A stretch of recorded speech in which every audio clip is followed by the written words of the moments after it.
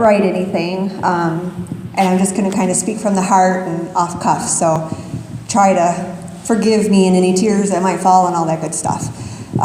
In 2002, I met a man who had, at the time, what I thought was a very handsome smile and was pleasant and sweet, and I fell in love real quick. But just as quick as I fell in love, I realized that that smile was not so sweet. It had a lot of evil behind it, and he was a very, very mean person. I saw warning signs, but like most of us, I ignored them because I was just happy to be in a relationship with someone, and he showed me attention, and when it was good, it was really good, right?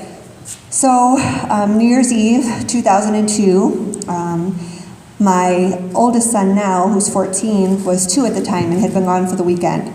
He came home and I wanted to lay with him, and cuddle my baby, and he got really jealous. And he stripped me naked and beat me with a belt for about an hour. I had bruises from my neck down to my feet. After he was done, he made me sit in a scalding hot bathtub and just made everything worse. When I got out of the bathtub, he forced me to sleep on the floor in the basement with no clothes on. When he finally went to sleep, I sat at the end of the bed and I contemplated going upstairs, getting a knife, and killing him. I could not believe that this man who I loved beat me as bad as he did. And there was no slap at first. It was full on beat you up kind of thing. So the next day I went to work. I worked with this girl, and she kind of noticed something was wrong. You could see it in my demeanor, and she asked me if I'm okay, and I told her no. She pulled my turtleneck down that I had used to cover up the bruises, and she told me that I could come live with her. I explained to her that I had a child. She said, that's okay, he can come too. And so I went with her. We had to go back to my house to get my things, and when I told him I was leaving, he proceeded to hit me again. And that just kind of confirmed that I needed to leave. So I went to my friend's house, stayed with her for about a month, found out I was pregnant. And like most women who are in abusive relationships, you can't imagine raising a child by yourself. So you go back into this unhealthy relationship because you don't want to be a single mom. And that's what I did. He was good for about a month maybe, and then after that month, he started all over again. But now this time I was pregnant, and so he hit me repeatedly. Sexual assault started over and over again while I was pregnant. He was hitting my son and threatening to kill my son that was in my belly. Just anything evil that he could do, he did. It was bad. It was really bad. I was scared. I was scared to leave. I didn't know what to do. He locked me in my apartment for a month where I couldn't use the phone. He took the phone every time he left. So I had no means of calling for help. I didn't know what to do. I was petrified. Here I am, 22 years old, and I'm stuck in this relationship with this person I don't know how to get out of. I got through my entire pregnancy. I don't know how, but I did. And my son was born in September, and when I was on my way home from the hospital, after he was not there for the entire delivery, he would not let the hospital put me in the wheelchair and wheel me down. Instead, he made me walk from labor and delivery all the way down through the emergency room exit. And when I didn't get in the car quick enough, he kicked me in the area in which I just had a kid. And I was petrified. I didn't know what to do.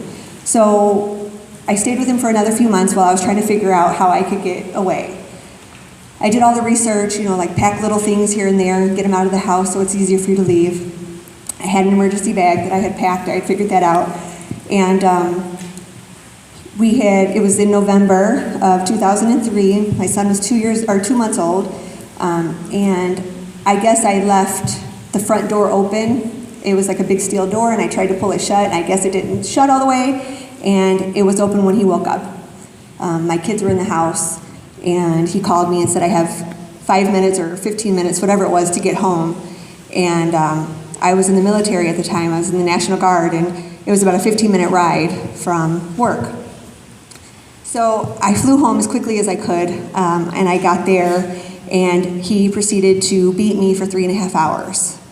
with the glass candle jars, plunger sticks, his fists, anything he could find. Tried to throw me down our stairs. And all this time, my 2.5-year-old watched and saw so much that he was physically ill, he vomited, and he threw him in the bathtub. He then packed up all of my baby's stuff and made me kiss him goodbye and told me that I'd never see him again. I cried my eyes out. When he walked out, I didn't know where he was going, I didn't know what he was doing, so it was just me and my 2.5-year-old at home, and I called his grandma and asked her for help.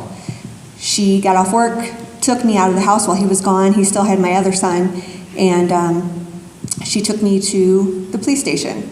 I told him I was going to church, and he believed me, surprisingly. And when I didn't come back in the time he thought I was supposed to, he called her, started threatening her and me, and saying he was going to kill, me and my son. He was going to kill the baby that was with him, and yeah, that was too much. So we went to the police station, filed a police report, and I left.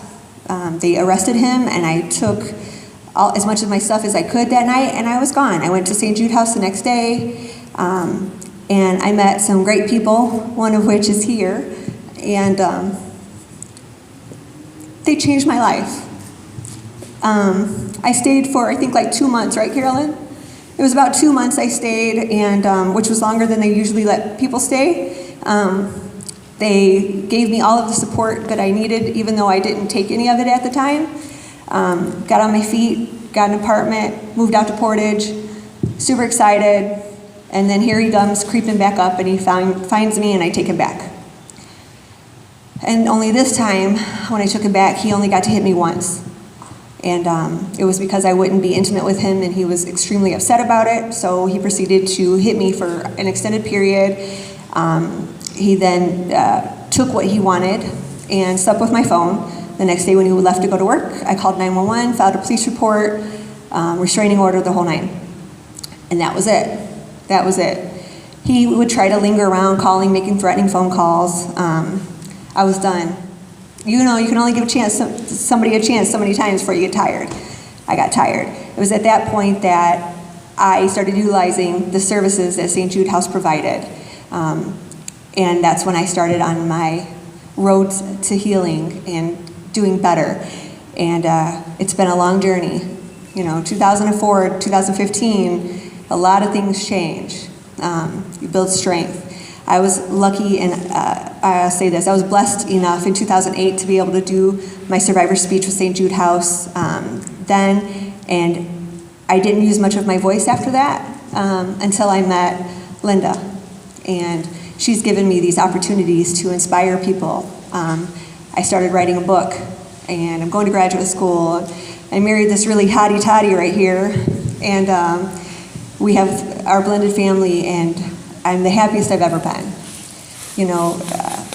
Being a survivor is one hell of an accomplishment, but I also got to tell you, being a victim sucks. And I'm going to spend the rest of my life doing whatever I can to encourage any women, young girls, to stay away from violent relationships. It happens all the time, and we don't know about it. So with people like Linda and people like me and all the other people from St. Jude House that are here, I know that we can change lives and save lives. And I thank you guys from the bottom of my heart for everything that you guys have done. So thank you. And I'm proud to be a survivor.